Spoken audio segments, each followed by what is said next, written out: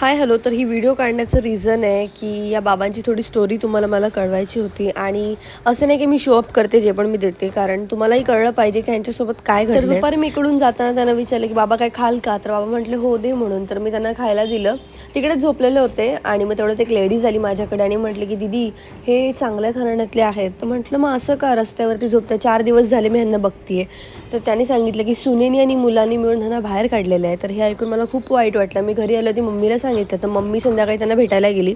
तर मम्मी जेव्हा गेली तेव्हा पण त्यांना वेफर वगैरे थंडी नको लागायला म्हणून मम्मीने त्यांना जॅकेट दिलं, प्लस ब्लँकेट पाठवून दिलं आणि त्यांना खायला वडापाव तेवढ्यापुरती दिलं. तर आम्ही नंतर त्यांना सांगितलं की थोडा वेळ थांबा, आम्ही जेवण घेऊन येतो.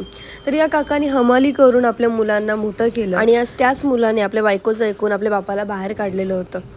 तर या काकांच्यावरती एवढी वाईट परिस्थिती चालू होती. 3 दिवस तरी त्यांनी काहीच खाल्लं नव्हतं. तर आज त्यांना जेवण भेटलं 3 दिवसानंतर. माझ्या भावाने पोलीस स्टेशनला तक्रार